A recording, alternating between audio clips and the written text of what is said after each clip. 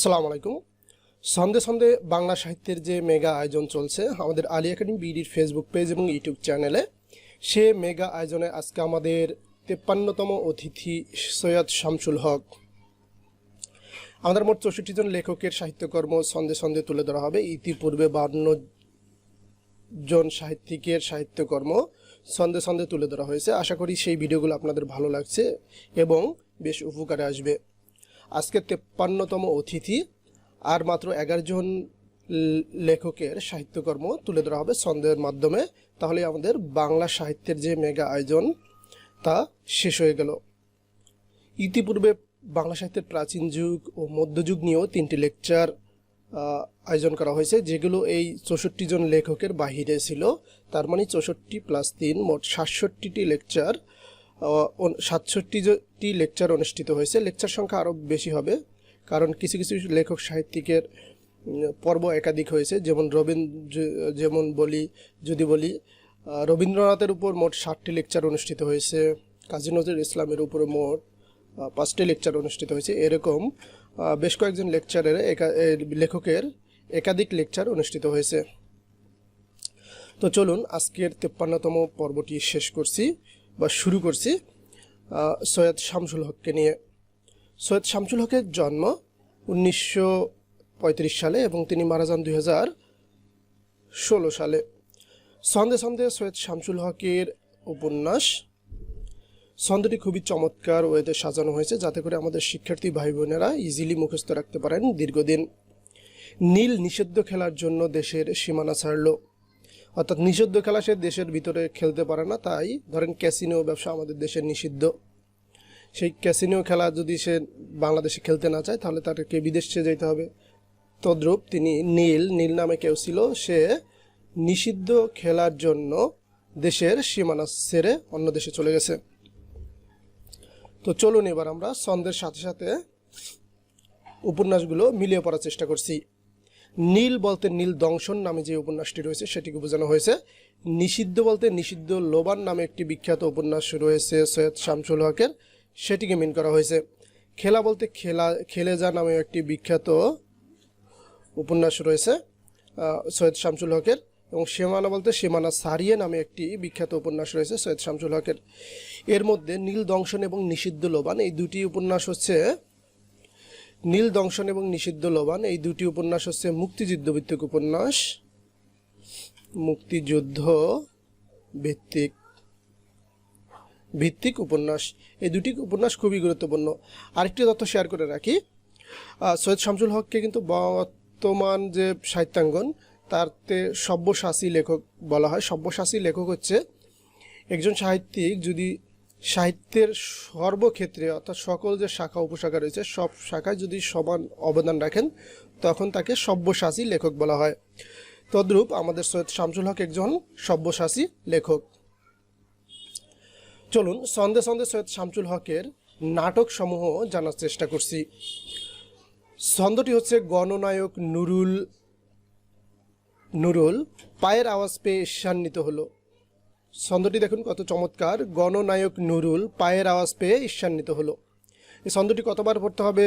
20 থেকে 25 বার পড়তে হবে, অর্থাৎ মুখস্থ টুটস্থ করে ফেলবেন না ছন্দটি, যাতে করে আপনি দীর্ঘদিন মনে রাখতে পারেন। এবং ছন্দের সাথে সাথে এই নাটক বা উপন্যাস যেই সাহিত্যকর্মগুলো আছে এগুলো মুখস্থ করার দরকার নেই। জাস্ট 5 থেকে 7 বার মিলিয়ে ছন্দের সাথে মিলিয়ে রিডিং পড়বেন, সম্ভব হলে লিখে প্র্যাকটিস করে পড়বেন। তো চলুন আমরা ছন্দাংশের সাথে নাটকগুলো মিলিয়ে পড়ার চেষ্টা করি। গণনায়ক বলতে গণনায়ক নামে যে বিখ্যাত নাটকটি রয়েছে সেটিকে বোঝানো হয়েছে।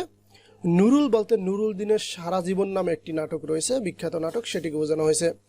পায়ের আওয়াজ পাওয়া যায় বলতে পায়ের আওয়াজ পাওয়া যায় নামে একটি বিখ্যাত নাটক রয়েছে সৈয়দ শামসুল হকের, এটি হচ্ছে কাব্যনাট্য।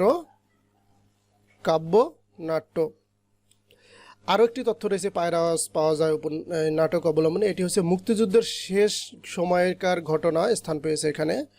মুক্তিযুদ্ধের শেষ সময়কার ঘটনা, শেষ সময়কার ঘটনা স্থান পেয়েছে এই নাটকে। অর্থাৎ মুক্তিযুদ্ধ শেষ করে যে মুক্তিযোদ্ধারা গ্রামে প্রবেশ করতেছেন মুক্তিযুদ্ধ শেষে, সেই ঘটনা এখানে স্থান পেয়েছে। ঈর্ষা বলতে ঈর্ষা নামে একটি বিখ্যাত নাটক রয়েছে সৈয়দ শামসুল হকের, সেটিকে বোঝানো হয়েছে। তাহলে এই পর্যন্ত ছিল আমাদের নাটক এবং উপন্যাস সম্পর্কে বেসিক তথ্যাবলী। এবার আমরা জানবো সৈয়দ শামসুল হক ও তার সাহিত্যকর্ম সম্পর্কে কিছু বেসিক তথ্য। সৈয়দ শামসুল হক জন্মগ্রহণ করেন 1935 সালে। সৈয়দ শামসুল হকের জন্মস্থান হচ্ছে কুড়িগ্রামে। তিনি একজন সব্যসাচী লেখক। এখানে সব্যসাচী বানানটা একটু ভুল আছে, এটা তো ফন্টটা ভেঙে গেছে, সব্যসাচী। ওকে। তিনি বাংলা একাডেমি পুরস্কার লাভ করেন 1966 সালে। সৈয়দ শামসুল হক মৃত্যুবরণ করেন 2016 সালে। পরাণের গহীন ভিতরে কাব্যের লেখক সৈয়দ শামসুল হক।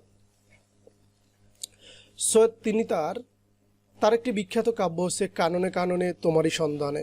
তাহলে সৈয়দ শামসুল হকের দুটি কাব্য সম্পর্কে আমরা জানলাম, একটি হচ্ছে পরাণের গহীন ভিতরে, আর একটি হচ্ছে কাননে কাননে তোমারই সন্ধানে।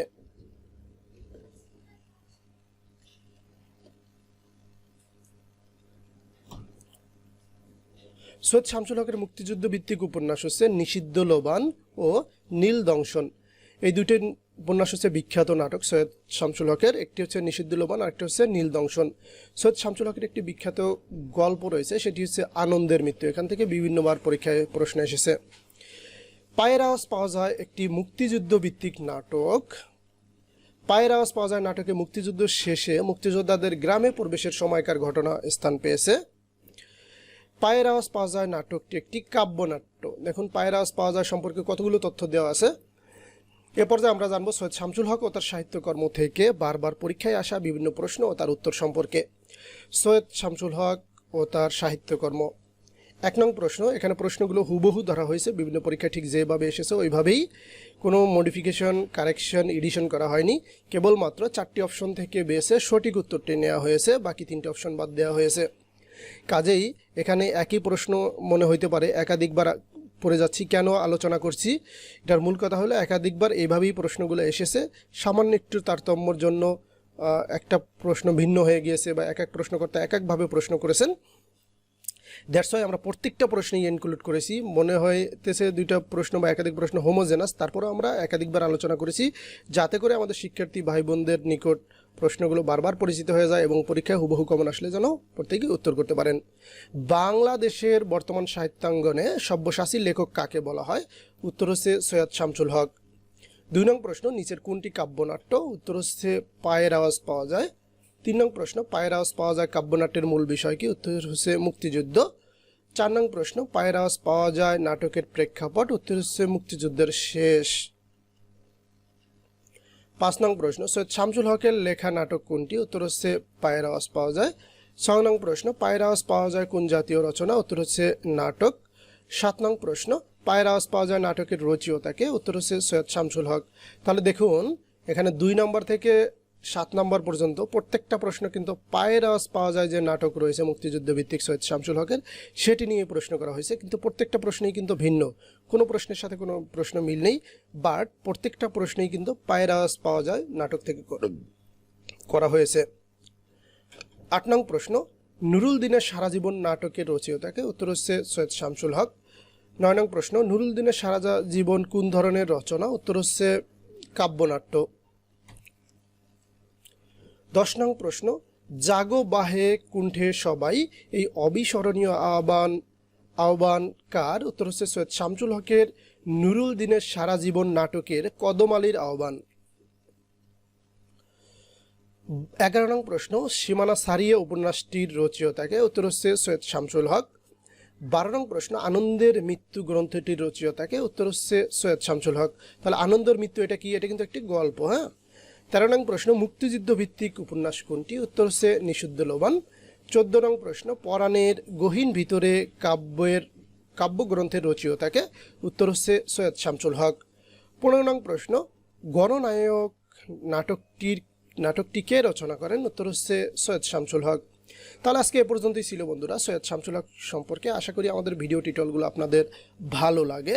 যদি ভালো লেগে থাকে তাহলে সেই ক্ষেত্রে শেয়ার, সাবস্ক্রাইব, কমেন্টস করতে ভুলবেন না, এবং আপনার ফেসবুকের টাইমলাইনে আপনি শেয়ার করে রাখতে পারেন, কেননা প্রতিনিয়তই আলী একাডেমি বিডির ফেসবুক পেজ এবং ইউটিউব চ্যানেলে কোনো না কোনো ভিডিও আপলোড করা হয়, সেই শত শত ভিডিওর মাঝে আপনার কাঙ্ক্ষিত ভিডিওটি যাতে হারিয়ে না যায়, দ্যাটস ওয়াই আপনি আপনার টাইমলাইনে শেয়ার করে রাখতে পারেন, যেন প্রয়োজনের সময় পড়ে নিতে পারেন। আর সবার প্রতি পরামর্শ হলো, উপদেশ হলো, আপনারা প্রচুর পড়াশোনা করুন। পড়াশোনার কোনো বিকল্প নেই, সাফল্যের কোনো শর্টকাট নেই। কেবল সাফল্যটাকে একটু টেকনিক্যালি, অর্থাৎ পড়াশোনাকে একটু টেকনিক্যালি পড়লে অল্প সময় অনেক কিছু পড়তে পারেন, বাট আপনাকে পড়তেই হবে যদি আপনি সাফল্য অর্জন করতে চান পড়ালেখার মাধ্যমে।